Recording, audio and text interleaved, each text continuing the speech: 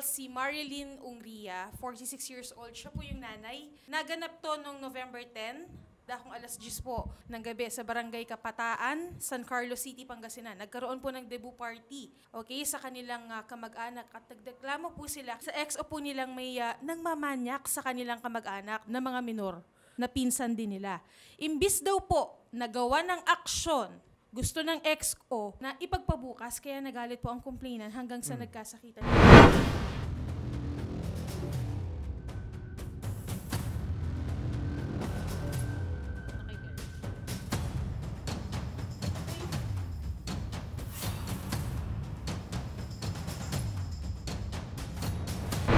Yes, magandang hapon, Nay Marilyn. Magandang hapon po, si Attorney Tungol po to sa Raffy Tulfo in Action. Ma'am, meron po kayong nilareklamong isang barangay official. Pwede pong pakikwento kung paano po nangyari ang insidente? Noong November 10 po, dibunak po.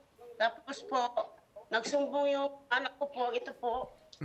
Natatakot siya, nanginginig po siya. Ano daw, minamanyak po daw siya.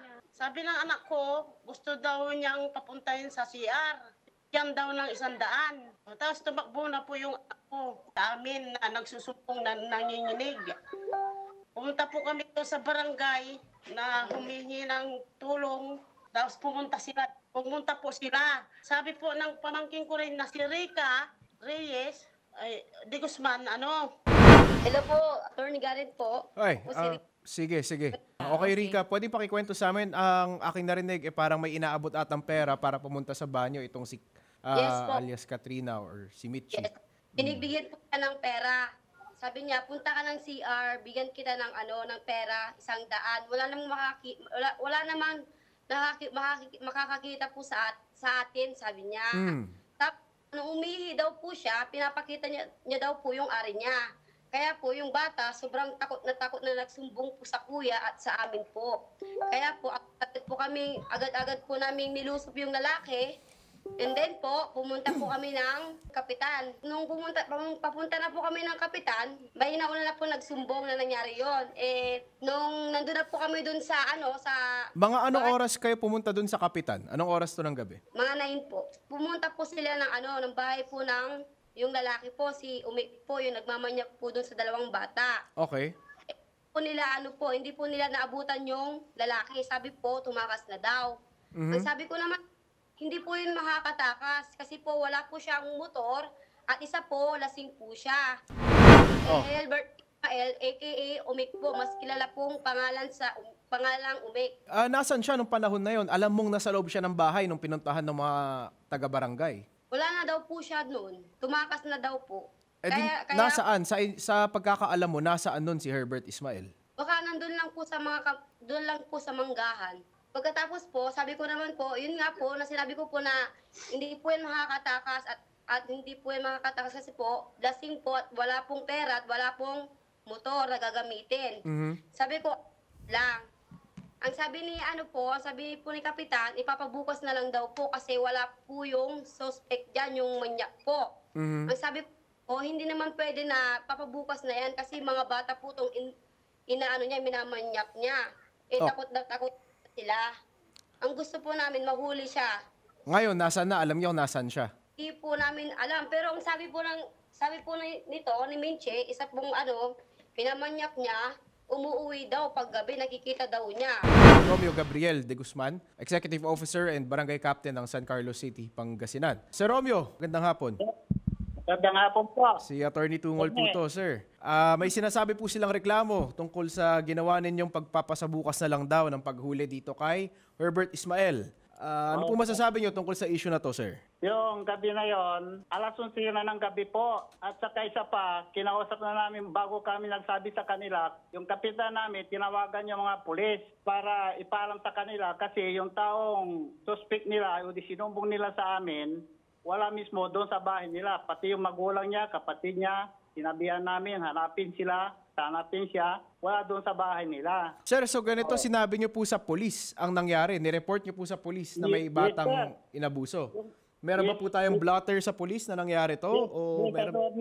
Si Kapitan mismo ang nagsabi sa pulis, itinawag tapos sinabi kay Rica kasi yung nagrereklamo mismo Tapos Sabi, bukas na lang, sabi nila. Sabi ng polis, dahil gabi na eh. Alas 11 ng gabi na yun, sir. Curfew na, may curfew pa. Saka mga bata pa yan. Saka yung mga nagre-reklamo, sir, puro mga lasing. Sabi namin, bukas na lang. Ayaw pumayag. Kaya gano'n na lang, nagalit na sila. Sige sir, pero ang sa akin, ang punto ko dito sir, pumunta kayo sa police para i-report yung kaganapan. Tama? Tinawagan ni mismong kapitan namin. Ano po ang ginawa ng police? Ang Ano po ang sabi responde? nila, sabi nila, ipabukas na lang daw. Sabi nila, kasi curfew sa mga bata, tapos mga lasing pa yan, tapos yung nirireklamo, Yung hindi police namin po to. makita. Sir, yung police po nagsabi na ipagsabukas na lang.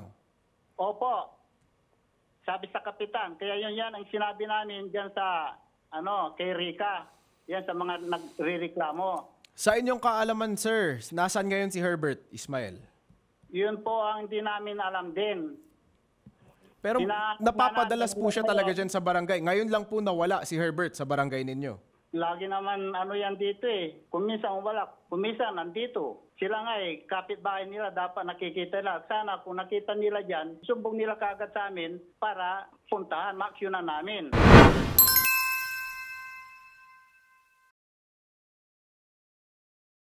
Rinka, Yes po.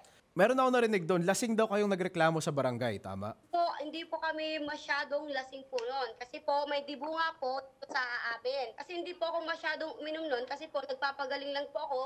Magti 3 months lang po akong naoperahan. Saan nanggaling si Herbert Ismael?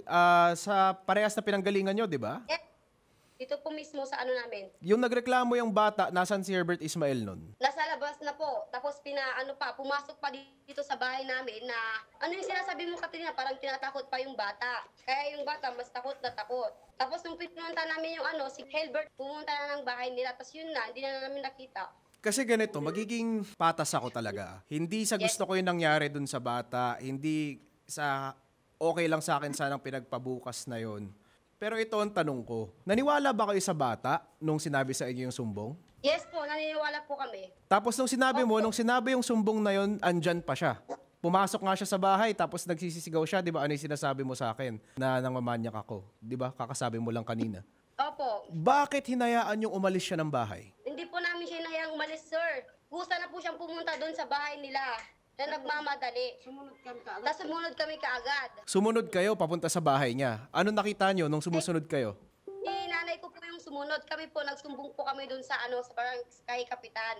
Nasaan na si Herbert? Kung nasundan pala ninyo, saan pumunta? Saan patungo si Herbert? Sa bahay po nila. Mismo, andun po siya mismo sa bahay nila. Pero ang sabi mo kanina, wala na siya doon nung panahon na pinuntahan na siya ng barangay. Sabi po ng Kapitan, dinignan daw nila doon, wala na po yung doon si Umik. Wala na po yung Helbert na andun na hinahanap namin. Sisimplihan ko walang kasalanan dito yung sa barangay. Walang kasalanan sa kanila dahil rumesponde sila, in-inspect nila yung bahay at wala doon yung suspect. Yes po. Okay? In fact, Hindi po ganito po kasi yun. tinawag nga nila sa pulis yung nangyari. Which is yun yung trabaho nila. Yes. So, aminado kang pinuntahan ng barangay pagkatapos niya magreklamo at nung hindi nila mahanap, sinumbong pa nila sa pulis. Tama? Opo. Bukod doon, ano ang gusto mong gawin ng barangay? Hanapin po yung si Umik po kasi po grabe na po kasi yung utak noon. Baka anong pang gawin sa amin. Intindi ko po yun, ma'am, na yun yung gusto nyo mangyari. Pero hindi po siguro tama na ang barangay at ang pulis ang ating nirereklamo. Bakit hindi natin ireklamo si Umik? Ayun po yung nirereklamo ko po talaga. Si Umik po talaga yung nirereklamo po namin. O sige, ilipat Kasi natin. Bakit? Ito alam ko naman kasi kung ano yung nangyari, kung gaano nakakatakot yung nangyari sa kay nila Katrina, pati kay Mitchie. Tama, di ba? Alam naman natin, bastos yun. Kung ako nga, dapat talaga nakulong na yun. Opo. Pero hindi naman siguro kasalanan ng barangay na nakatakas yung tao by the time na sinumbong nyo. Hindi po namin sinasabi po kasalanan po nila. Ano Hindi yung po namin nakasulat sa sinasabi- Facebook post mo? Sabi ko po, pinapatignan ko po sa sa Kamanggahan. Ang sabi po sa akin ng barangay Chief Tanod po, sabi niya, puntahan mo mag-isa. Puntahan mo mag-isa kung alam mo andyan sa Kamanggahan. Okay, Sabi hindi. ko sa- Okay na. Tapos na tayo dun sa nangyaring yun. Paano mo natamo tong mga sugat na to? May picture kasi dito na ikaw ata to, sugatan? Yan po yung si Chief Tanod po. Siya po yung may gawa niyan. Okay. Ngayon, bakit mo binanatan, Chief Tanod? Attorney, hindi ko sinagtanya at saka saan ang sugat niyan, attorney? Ano pinakidyan sugat? Wala siyang sugat. Walang suntok. Yan ang sinasabi niya. May sugat, may suntok. Sinan niyo yung mukha niyan. Dapat may medical legal yan. Meron kaming medical legal, sir. Mayroon siya. May sugat siya, sir. Hawak namin, sir, yung medical legal nung gabing yun. Ang tanong ko sa'yo, bakit mo sinaktan, sir? Yeah, attorney. Sa gabing yon, sa pinapaliwanag namin sa kanya, paulit-ulit yan, sinasabi na hindi pwede. Dahil pinaliwanag na sa kanya na ipibukas na yung... Sinabi ko na yon, sir, at kinampihan na kita sa isyong yon, di ba? Na hindi mo namang kasalanan yon, na pwede may pagsabukas, pero bakit mo sinaktan? Hindi ko naman sinasabi siya nagtan kasi yung katawan niya sinusubsob sa akin. Nasaktan ko siya. Tapos Kaya, ano ginawa niyo, sir? May tulak ko lang, attorney. At saan siya tumama nung tinulak mo siya? Bako na kawayan. Totoo ba yung sinasabi ni EXO? Hindi po totoo. Yung pagkasuntok niya po sa akin, medyo naano ko po dito, napagalan po ako. Pero yung pangalawang suntok niya, dito na po niya, dito na niya po ako natamaan. Sir, Kita naman po hindi na may ata totoo yung sinasabi niyong hindi niyo siya sinuntok. Ilang beses mo ba sinuntok, sir? Hindi ko sinuntok yan, attorney. Kung sinuntok ko yan, baka basag yung mukha niyan, attorney. Tapos yung pinsa niya na may sugat, yun ang naiwaksi ko. Dahil sa, pinagtulong-tulungan nila ako. Sir, kasi may mga picture kami dito ng sugatan niyang muka, putok ang labi. Oh. At may medical legal kami na nagsasabi ng ganun. Itatanggi mo pa rin na may panununtok na nangyari, sir? Sa kabila ng ebidensyang hawak namin? Wala akong sinuntok, attorney. Kung sinuntok ko yan, hindi lang baka basag-basag ang mukha niyan. Siko lang yan, pagwaksi ko, attorney. Pag ganun ko sa kanila, pinagtulungan nila akong tatlo. Sige, Rika, sino kasama mo nung panahon na yon? Ano pangalan ni? Kyle. Andun ka nung gabing nangyari to? Opo. Ano nakita mo? Nung pagkakita ko po sa kanila na sinuntok si ate, Saan siya sinuntok? dito po mismo sa sa pisngi, Gaano ka kalayo nung nakita mong sinuntok yung ate mo? malapit lang po. Halos katabi ko po siya. Ano nangyari pagkatapos yung sinuntok? Sinaway ko po si Chief Tanod namin. Yung parang nag-self-defense po sila, tas tinignan po ako, tas ako po yung sinunod niyang sinuntok po dito mismo po. Oh, may picture kami nun kung saan yung tama niya. Opo. EXO, ano masasabi mo sa kabila ng ebidensyang papatunay nito? Attorney, yung sinasabi nila na suntok, attorney, hindi ko ginawa ang suntok. Kasi kung sinuntok ko yan, hanggang ngayon may bakas pa sa mukha yan, bakas pa mga mukha niyan. Hindi ako naniniwala, sir. November 10 nangyari to. Tama? Oo. 5 araw na. Bakit ako, attorney? Hanggang ngayon, bakas pa rin yung ginawa nila sa akin, kung kahit 5 araw na. Sa braso. Bakit? Paano ka nagkaroon ng kalmot sa braso? Kailangan mo ng braso ako ni Kyle. Kaya, naiwaksi ko sila. So, tinamaan mo. Natamaan siguro yan. Ayun pala, tinamaan mo pala. Self-defense, attorney, sa ginawa ko. Sinugod ako, attorney. 3 sila nagtulong. Yung nanay niya, yung Marlene, Bakit ka nila sinugod? si Rika nga, attorney, kasi sinuprobok ako. Inaganon yung katawan niya, sinuprobok yung katawan niya sa akin. Di siyempre, malapit na sa akin, tinulak kong ganon, parang iginanong ko lang po. Saan siya tumama nung tinulak mo? Sa bakod nga na kawayan, Hindi mo kasalanan yon? Tinulak mo nga, tumama siya dun. naprobok niya kasi ako, pinuprobok niya ako kasi siyempre naitulak ko. Na-provoke ka. So, Binibigyan sinasabi mo sa akin, ang resulta, naging agresibo ka dahil na-provoke ka. Tama? Hindi naman gano'n agresibo, attorney. Akala ko na-provoke ka. Parang gano'n nga ang dating At niya. tinulak mo? Kaya naitulak ko siya. Gaano kalakas tulak mo? Hindi naman gano'n kalak. Gaano kalayo yung ng kawayan? Nasa likod lang. So, ibig sabihin napatalikod siya, dun siya tumama. Oo. Oh, hindi ba malakas yon? Nasa likod niya mismo yung bakod ng kawayan. Mismo, napatalikod siya sa tulak mo, tapos tumama siya dun, tama? Oo. Tapos nagkaroon siya ng pasa sa mata, tama? Aywan ko, attorney, kung may pasa siya sa mata o may pasa sa mukha. Kasi sinabi niya kasi sinuntok. Hindi ko sinuntok. Oh, Wala tapos ko nagkagantihan sinuntok na. Ito namang mga nagrereklamo sa amin ngayon, sinugod ka, 3 sila. Oo. Rika, ano yung angulo mo doon? Hindi po yung ganyan. Basta yung kamay niya po, sinuntok po talaga ako. May bata po na dalawa nakakita. Tumatawa pa kayo eh. Madami po kaming weakness na nakakita po ng lahat. Hindi. Umpisa po kami natin doon sa magsisinungaling. alegasyon niya. Rika, umpisa natin sa alegasyon niya. Bakit mo binubunggo ng katawan mo si Kagawad? Hindi po, ganito po kasi yon. Kaya po inano ko po yung hindi ko ginagawa gano'n yung sarili ko. Hindi. Sabi ko, Sinubukan mo magsinungaling. Teka lang. Yung sinasabi mo kanina, kaya mo siya ginanon kasi ituloy mo yun. Kaya mo siya binubunggo ng katawan mo kasi Kasi yun po, pinipilit ko po na bakit niyo po sa akin pinapahanap po yung ano, kasi po hindi ko po trabaho. Yun lang po. Ang sabi niya, ang daldal mo, sobrang daldal mo, gusto ko yung uso mo, sabi niya sa akin. Parang suntukin, ibig sabihin suntukin.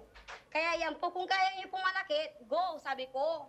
Sige lang, subukan niyo, kako. kaya binubunggo mo yung katawan mo sa Tapos kanya. tinanong Teka lang. Kaya mo binubunggo yung katawan mo sa kanya. Tama? Pinubuta ko wala, sa boses lang po, sa salita lang po, pero hindi ko inaano yung katawan ko sa kanya para saktan ako. Tandaan Sabi mo, ko lang, kung kaya niyo malakit, Tandaan mo, nakainom ka nun. Sigurado ka bang reliable itong sinasabi mo sa akin? yes po. Pagkatapos kang natulak, pagkatapos siyang gawin yon kung ano man ginawa mo sa kanya, ano nangyari? Dinumog niyo siya. Hindi po namin siya dinumog. Ano ginawa niyo pagkatapos? Kasi ang ginawa po ni Kai, sabi niya, bakit inano mo si ate ko? Gumanon siya. Tapos yung kamay niya, ginanon niya, tapos tinignan niya, tsaka niya sinuntok. May witness po kami. Sinabi na nga po doon sa barangay hall, na sinuntok siya, ayaw niyang aminin. Kanino siya umamin na sumuntok siya at may tinamaan? Sa Tinika, tawagin mo sa Tinika, sinabi niya na sinuntok si Balak eh. Sinabi ni Kagawad na sinuntok niya? Hindi po. Yung witness po namin, si Ate Nika po. Ganito, no? Unang-una, ginawa naman ng ating barangay yung trabaho nila. Pinuntahan nila yung bahay tulad ng sabi nyo. Pagkatapos nila puntahan yung bahay, tinawag yung polis. Tama? Opo. Rika? Ngayon, Yes habang po. ginagawa ng barangay natin yung trabaho niya, pinagsasabihin mo siya na, di ba inaatake mo siya kanina, sinasabi mo na bakit ganyan, bakit ganon, naging agresibo ka sa kanya, tama? Opo. Kung ganun pala, nagawa niya naman yung trabaho niya, justified ba na isugod mo yung sarili mo, isugod mo yung katawan niya? As in, sinugod po yung sila po yung unang nagalit sa akin. Siya hindi po huwag po nila sabihin na, opo, nakainom po ako talaga. Pero bago umpisa po lang po kami noon kasi nga po. Ganito, mag-3 Rika, months pa lang po ako, ganito, no, hindi ko sinasabing malinis dito si Kagawad. Kasi mukhang meron ka pa rin natamong mga sugat. At the same time, sinasabi ko rin na hindi ka rin malinis dito dahil yung pagbubunggo mo sa sarili mo sa kanya, pwedeng direct assault yun. Kasi gumagawa siya ng trabaho niya sa panahon na ginawa mo sa kanya yun. Yes po. Ngayon, kung parehas tayong madumi dito, gusto niyo ba magsampahan na lang kayo parehas ng kaso o magkaayos kayo parehas? Hindi ba pwedeng magkaayos kayo parehas? Habulin nyo na lang si Herbert Ismael? Hindi ba pwedeng gawin natin yun ngayon? Paano po yung yung nangyari po sa amin, yung pananakit po? Paano na lang yung paglalibel mo sa kanya? Kasi po, hindi naman po matarungan yung ginawa niyo po sa amin. Paano yung pagde-direct assault mo sa isang barangay official? Sir, Rika, ilang taon ka na? 24 po. So, hindi ka na rin bata at alam mo na rin consequences ng pinagagawa natin, di ba? Yes po.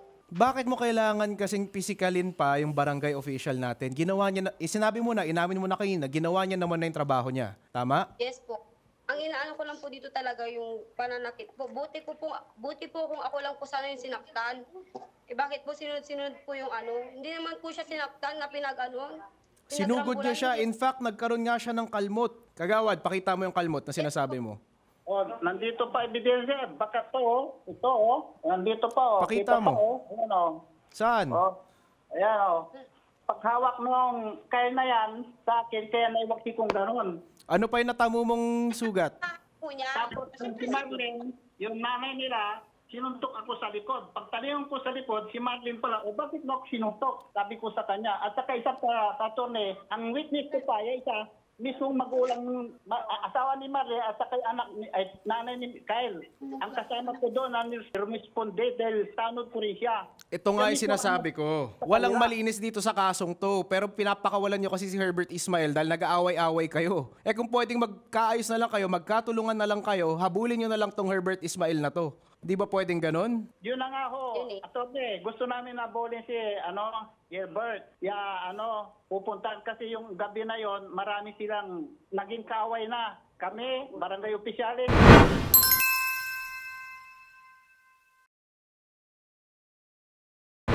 Rika, ayaw mo bang palagpasin at habulin na lang si Herbert Ismael? Hindi ako tutulong sa awayan yung dalawa ni EXO. Yun ang sasabihin ko sa'yo ngayon. Kung gusto niyo magsampahan ng kaso, may kaso kayo laban sa isa't isa. Sasabihin ko yun dahil parehas kayo may medical legal. Pero hindi ba pwedeng ipagtulungan ko na lang kayong dalawa? Magtulong na lang kayo, habulin na lang natin si Herbert Ismael.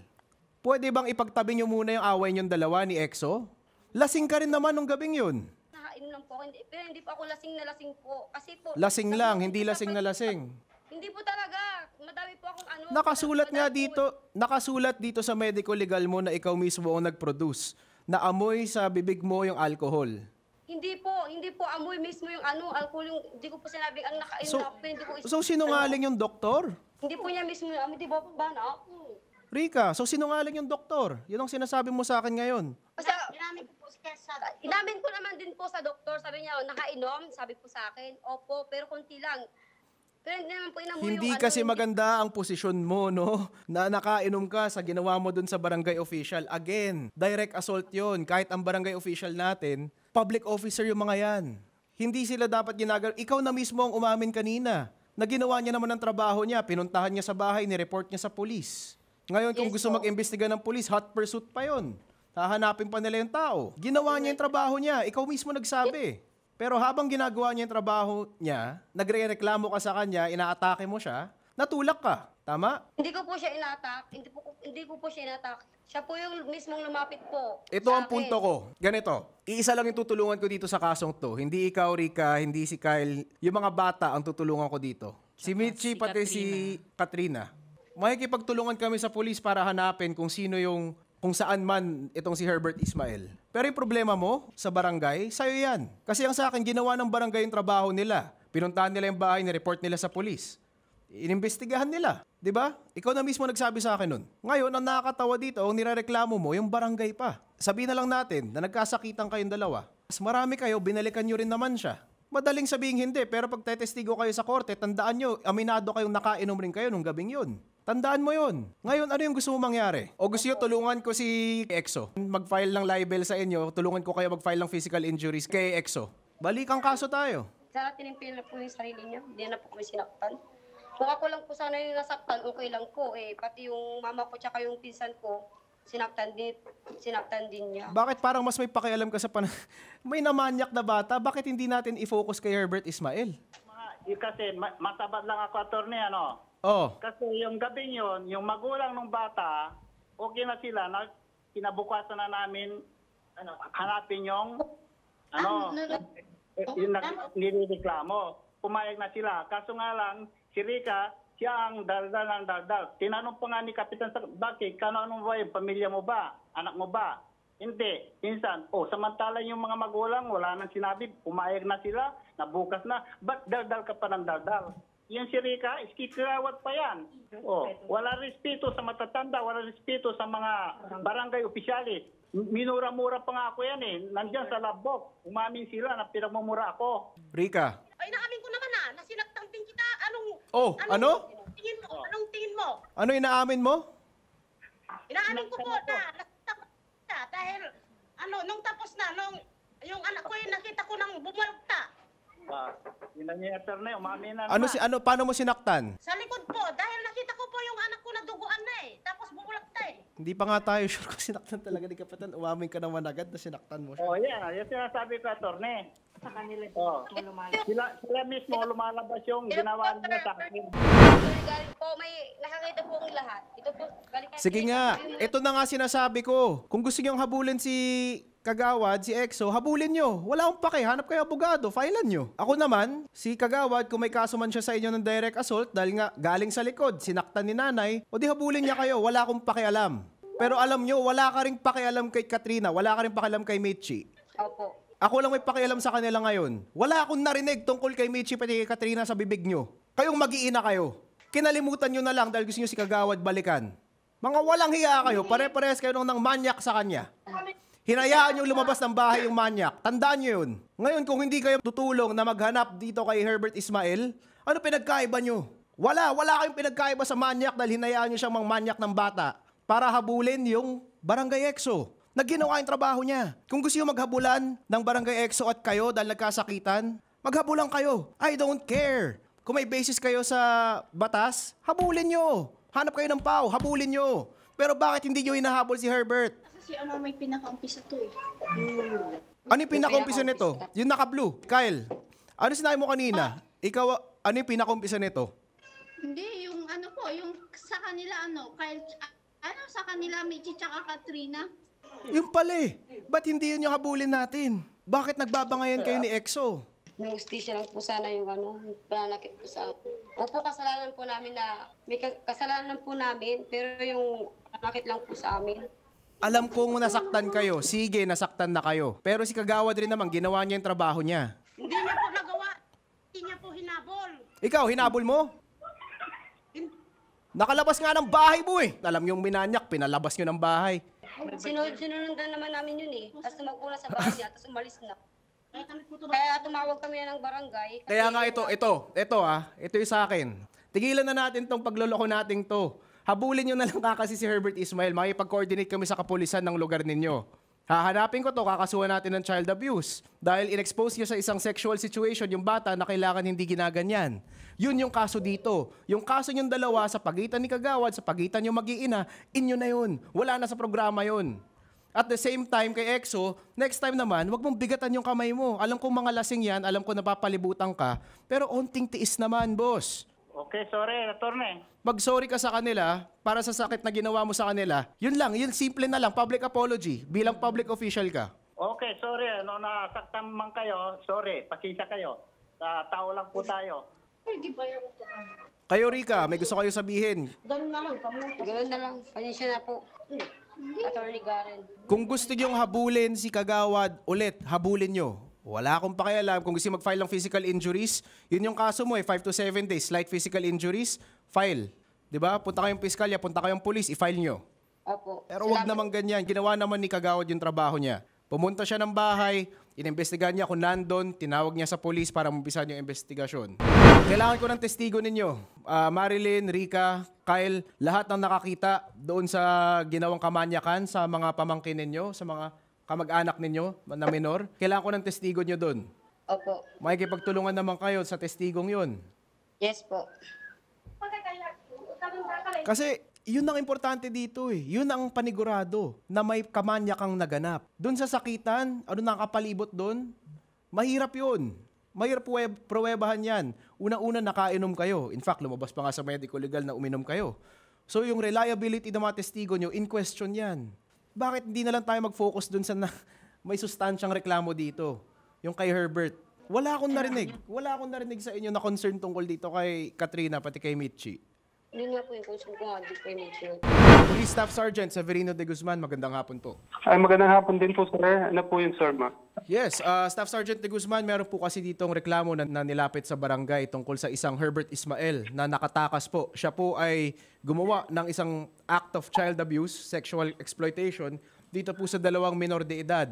Kami po ay lumalapit sa inyong opisina po ngayon, sir, para tulungan po kaming mag-imbestiga kung nasaan na po si Herbert Ismael. Makikipag-coordinate po tayo dito sa Barangay Kapataan, sir, para po umpisahan yung investigasyon laban dito sa isang Herbert Ismael. Gagawin ko na lang is within today dapat makapunta na yung isang representante ng kapulisan natin sa Barangay Kapataan para maumpisahan na natin yung investigasyon dito sa whereabouts ng Herbert Ismael na to. Sige, sir. I-contact ko na lang po yung, yung duty desk officer po namin at saka yung investigator po regarding po dyan sa sinasabi niyo po, sir. Yes, sir. Sige po. Off-air na lang po namin gagawin yung coordination sa inyo para mas mabilis po tayo. Maraming salamat, Staff Sergeant. Salamat po din, sir. Rika, Yes po. Yes po. narinig mo naman. Umpisahan ko na para hindi na mapagsabukas pa. Okay na sa'yo yun. Para imbestigahan na natin kung nasaan ba si Herbert Ismael. Yes po. Ngayon, kung may sumbong ka laban kay Kagawad, habang nandyan yung police, pwede mong ilabas sa kanya. Pwede siya mag-direct filing sa'yo. Tulungan kanyang makapag-direct filing. Pag nandyan na yung police, okay? Opo. At the same time, Kagawad, pag pumunta na dyan yung police, pakita mo rin. Para bago nyo imbestigahan si Herbert, edi magbalyahan muna kayong dalawa. O kung may paki kayo parehas para dun sa dalawang minor de edad, baka gusto nyo mag-focus na lang huliin si Herbert Ismael. Opo. Makikipag-coordinate pa yung mga reporters namin sa inyo off-air. Okay? Huwag nyo munang iagad ibababa yung mga linya natin para kausapin kayo tungkol sa mga detalye. Okay? Rika, magandang hapon. Magandang hapon din po, sir. Thank you so much po. EXO, magandang hapon. Romeo, EXO. Okay, nandun po, Magandang attorney. hapon. Sige, huwag niyo muna ibababa yung telepono, i-unpatch lang namin kayo sa linya.